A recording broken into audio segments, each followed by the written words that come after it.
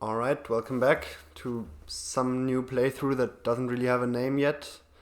Um, yeah, I just finished recording the latest ribbon base video, but I think I'm eager to start something new on the side. I'll just turn this on to show what it does. Um, Better show than tell. Here you go. And it's far from perfect yet, and it's probably not going to work for more than a few minutes, but I'm confident that I'm going to get there eventually. You may have seen an old video of mine, older, from some time last year or maybe this spring, I'm not sure, um, where I built something similar to this in one dimension. um, I'm going to try to build a proper base in 2 dimensions here. This is using I'm gonna botch the name of the mod, I guess. Rene Transportation. I'm not sure. I know this is some kind of inside joke on some manga, anime related meme thing that I don't understand. Illuminate me if you want. But I still enjoy the mod very much. It's got all the nice fun things like jumping trains, throwing inserters, zip lining along power pole stuff. Yeah, it's more of a fun mod, but I think you can build actual bases with it, as I showed on my ribbon map attempt. Yeah, you can see this is already deadlocked. It's far from perfect, and it's only like I spent 3 hours on this yesterday, maybe 4 by now. But yeah, this is far from done. Can you move, please? Huh? Ah. Um. Yeah, this is gonna deadlock again if I let it. But I think what I'm gonna do is hop on over to the existing ribbon map that I have and show the core concepts on there, and then maybe come back here and dissect this a little more. I don't want to explain the old system that I built because it's like a year ago, and I think I didn't know circuitry as well as I do now. And yeah, I'm probably gonna simplify a few more things. And of course, I'm gonna build a completely new system, but it's gonna be simpler than the old one, and I'm not gonna bother getting so deep into the old one so that I can explain it well, but rather, yeah, build a new one and explain along the way. But I'm just gonna show that it works maybe first. So, 1 second.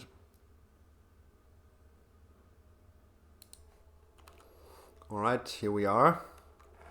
Ooh, I'm in a Spidertron. I'm so used to just having out of body experiences that I'm not really used to running around in Spidertrons anymore, even though it's a lot of fun. And it looks like I have a few super exoskeletons. Yeah. Okay, so this is what the ribbon base looks like. I'm just gonna go like this. So I can have extended zoom and maybe increase the game speed a little bit. Yeah, you can see the general idea is I have one rail going left to right, and half of the rail is used for going left and half of the rail is used for going right.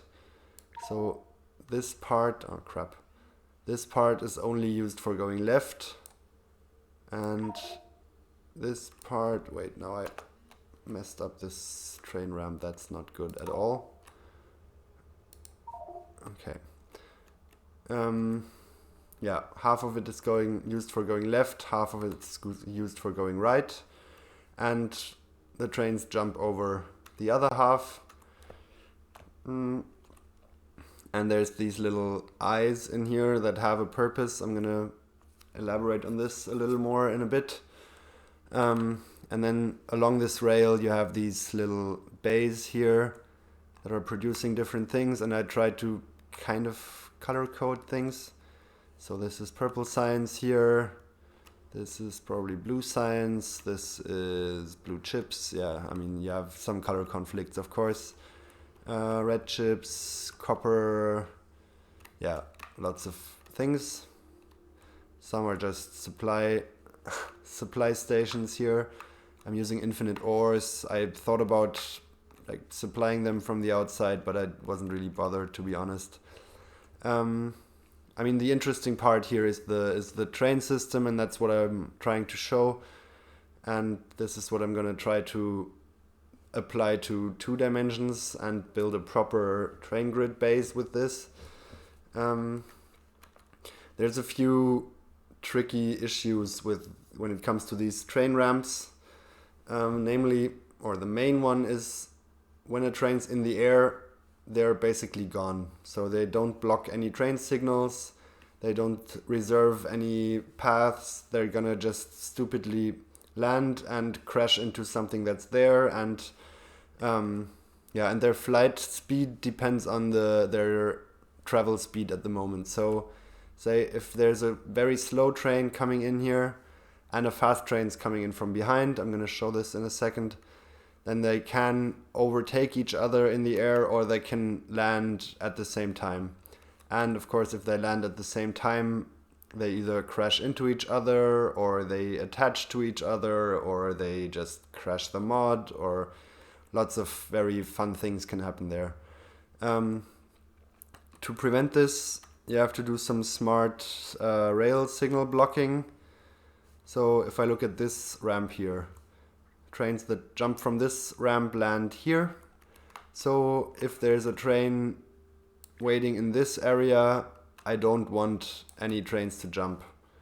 So I'm gonna use this signal, read it, and say, okay, if this is red, I'm gonna send a signal to this rail signal saying, okay, you need to be blocked because I can't allow anyone to jump here right now. The same thing happens when there's a jump happening. This combinator mess that I'm not gonna get into anymore because I think I can use combinators a lot better by now, and I can simplify this a lot in the new version. But what this does is, if there's a jump, this counts out 6 seconds, I think. Yeah, 360 ticks, so 6 seconds for this time the signal will stay blocked. And I'm using this signal that's a bit further away so that trains can have some room to accelerate before they hit the ramp. While I'm talking about speeds, so the train speed is kind of important. So I need a little bit of room for trains to accelerate, and I can't have ramps built like this. I'm just gonna build a little dummy thing to show this, I think. 1 second. Okay, the first thing to show is the speed difference thing that I talked about. So I have set up 2 trains that both want to go all the way to the right. One is standing directly in front of the train ramp, and the other one has some time to accelerate. Haven't tested this particularly. I'm not sure if they're gonna crash into each other or just overtake each other. I'm thinking the latter. Yeah, we'll see. I'll just unpause, and yeah, you can see, okay, that wasn't very interesting. Well, they're crashing into each other here because they're on the same rail track here. And because the train doesn't have a problem landing on a rail block where another train's already there. Let's try this again, maybe. Give both of them a little room to start. Maybe like this. But I guess you can imagine if they land at the same time, if they happen to land at the same time, they're gonna crash. So this has to be prevented. Am I paused? Why am I... don't have my mod that's showing me the time, so I'm not sure if I'm paused. Looks like I am. Okay, so let's try this again, just one more time. Ha! Good timing. Yeah, so this is what I want to prevent at all cost. And to prevent this, I'm, as I explained, blocking signals for a certain time, and if other signals are blocked, and I need trains to basically never stop in here, but always stop say at least here, so they have a little room to accelerate. The second thing that's problematic is if I have trains going both directions, say this and this. Again, I don't know if I'm paused. Should be. Let's fuel them up and have one go all the way to the right and the other one all the way to the left. What's happening here is the trains, they don't see train ramps. They get surprised by them, which is kind of mean if you think about it. They just go their normal way and suddenly they get catapulted in the air. But yeah, trains don't have it easy, I guess. Forgot to set the distance here. So what they're gonna see here is two very small blocks and a train coming towards them. So they think, okay, I'm gonna slow down and wait at probably this signal. I could probably get rid of those for now. So yeah, let's just see what happens. It's a bit hard to see on threefold speed, but they do slow down by a lot. Should maybe do this on just one speed. And let's do this again. So now they're gonna come in with almost max speed. And let's see if they can actually maintain it.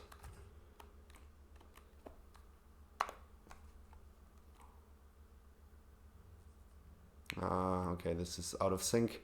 If they, well, you can just believe me, I guess. If they happen to come in at the same time, they're gonna slow down to an absolute crawl, and then take like, I don't know, 15-20 seconds to fly over this distance. And again, if there's faster trains coming in, this is gonna be problematic. So what I want to do here is, well, I could of course space them out like this, but then I do have quite limited room.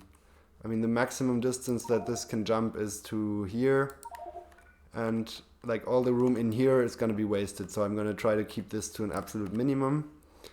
And what I can do instead is go up here, basically split up this two-way rail here into two one-way rails. So I have this way going right and this rail going left, and there's a signal, so there's enough room for a train to stop on here, and this signal is always going to be blocked. So these trains in their mind are trying to go to here and stop, and before this can happen, they get flung in the air. But this means they can go quite some distance, and assuming you have the necessary braking power, yeah, they can maintain quite some speed when they come onto the ramp without slowing down completely. So this is an important thing, and I think I've solved this even better in the new version, as I'm going to show now. I think, yeah, this is all I wanted to show from this base. I think you can see the trains feeding back onto the main rail always get a lower priority than the trains already on the rail. So these signals here get blocked. So this signal here, for example, that's for trains going left, gets blocked when there's a train coming in from this ramp. And yeah, stuff like this happens to make sure that trains don't accidentally try to enter the rail block when a train is coming, flying along. Okay, yeah, I think I'll hop back to the new map and explain what I did there yesterday. I'm not sure if that's gonna actually work, and this is probably gonna take a lot more work until it's as crash-free as this base. But yeah, we'll see if it works. Yeah, 1 second. Alright, this is all safely deadlocked, as you can see. All these little loops here aren't really working yet, but yeah, I mean, this is only it's still very early. So yeah, I think I'll dissect this a little bit, or go through the process. Yeah, this is already looking a bit similar to what I just showed in the existing base. This I built yesterday and realized once you've already spent like 100 hours on an old design, redesigning it from scratch isn't really too complicated. Only took a few hours. Yeah, the general idea again is this is for jumping left, this is for jumping, this is for jumping right, this is for jumping left. And trains think they're going to go this way, so they have a lot of room to decelerate and to stop at this signal. Why did I not use this one? Ah yeah, for reasons that will be apparent in a little bit, I think. Yeah, I haven't tested this to infinity yet, but I'm gonna get there. So yeah, there's a bit too many signals here, but you can ignore that. The general idea again is if there's a train waiting here, then this is gonna give a signal. Well, it's not connected yet, but this is gonna give a signal to block this one. I think this is the one that gets blocked. So I only have a tiny room for acceleration at the moment. I might have to change that a little bit. Yeah, this is all too many signals. At the same time, when the ramp activates, or when like there's a train passing through here, again I'm going to block this signal here for 480 ticks, so for 8 seconds. This is, well, not the finished product yet, but I think the 8 seconds are fine to make it work initially, at least. So yeah, as I said, this is basically the same thing that I just showed in the base, only redesigned for better or worse, I'm not sure. But the nice thing about this design is I can do this, and I can just fit the 90-degree rotation onto it, and then do some more signaling and stuff, and end up with more or less this. That doesn't have power for some reason. Yeah, so this is the same thing, but in 2 directions at the same time, and I can just show that it works without any issue. This should be long enough. The only annoying thing is I'm gonna have to remember to manually set these distances every time I build a new crossing, because there's no way of automating this. But yeah, I think I can manage that. Okay, I have my clock back finally, so I can see when I'm paused.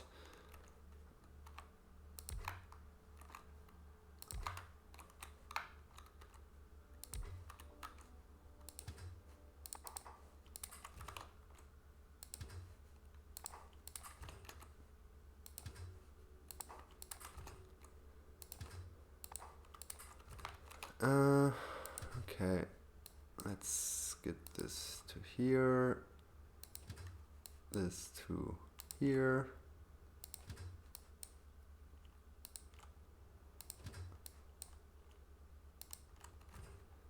And unpause. Yeah, you can see without any interference they just jump through each other, and this is the basis for, well, going straight. The other thing that I have to do is some kind of turning mechanism, and this is the thing that I'm not really happy with yet, because this is the reason for this here. Yeah, my general idea is I'm gonna just follow one of these rails, maybe without trains.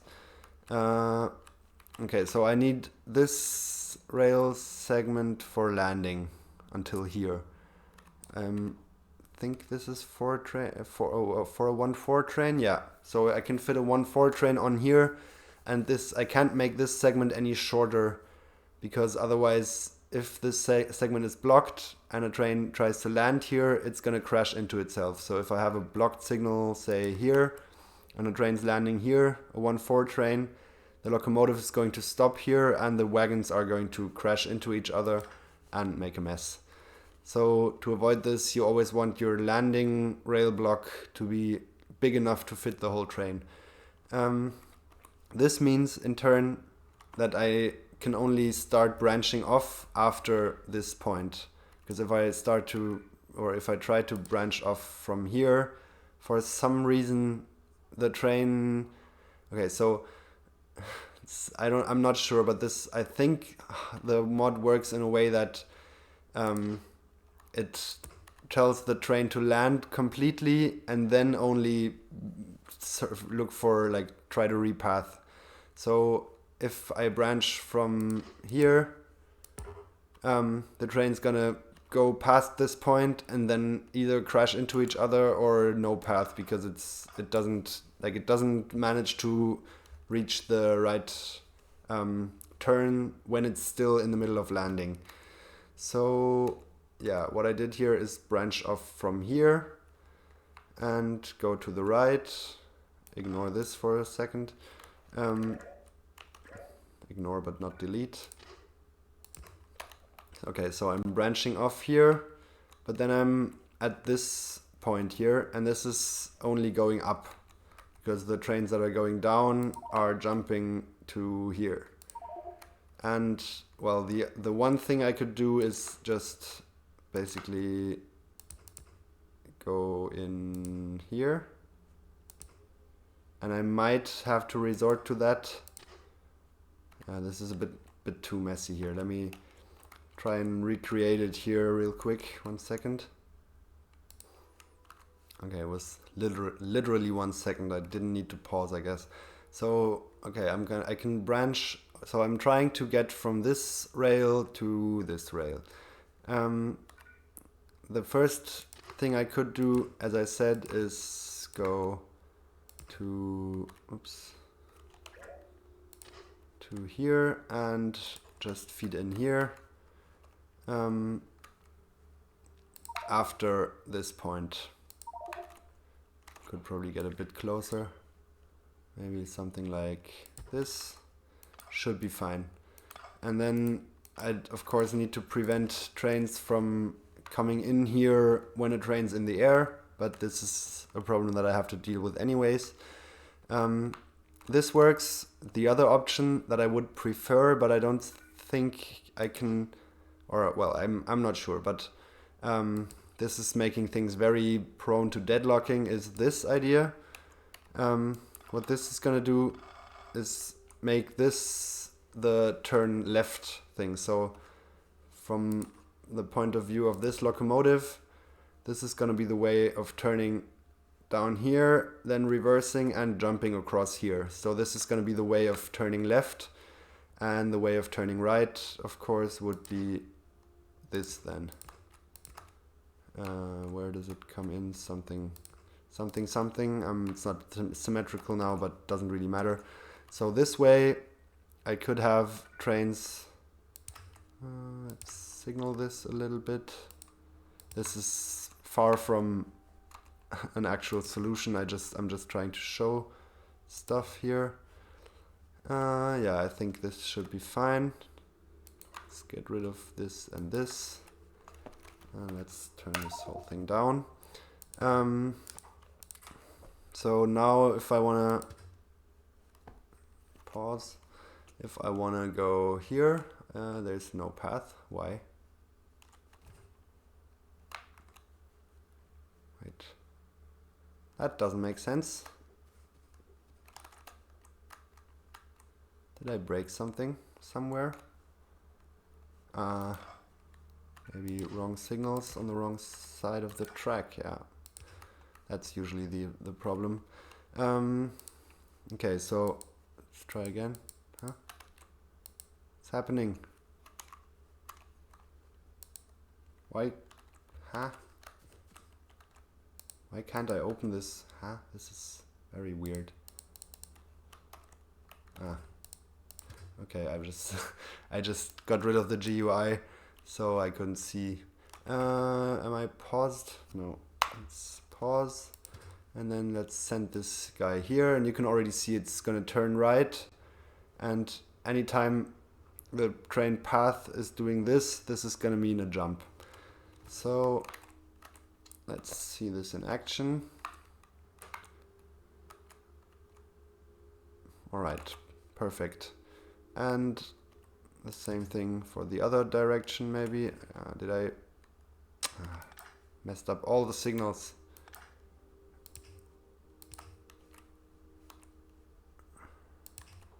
Okay. Yeah, the same for the other direction. It's basically the same thing. No, it's not. Okay. Let's try this again. Without this train. Yeah, this is trying to show an unfinished system is always a bit of a pain. Let's try this again. Okay. Yeah, I guess you could see the general point. It's going left and then jumping across.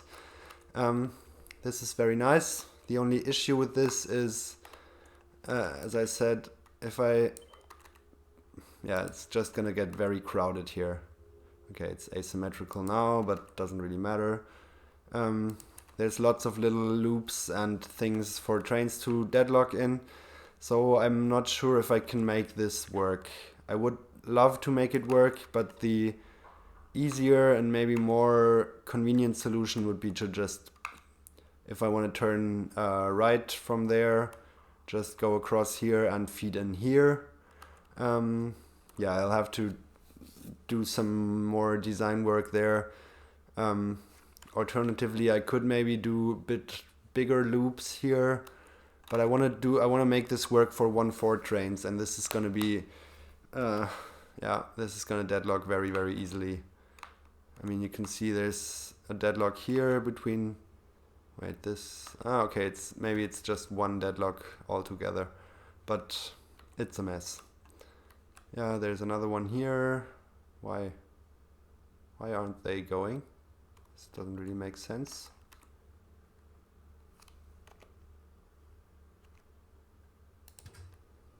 Huh? This is blocked. Okay. Yeah, there's still a lot of work to do. I tried blocking these signals so nothing could come onto this rail block here if there's something waiting in front of this ramp here. So I can get rid of this train wanting to jump before feeding more trains onto this block, but this seems to mess things up.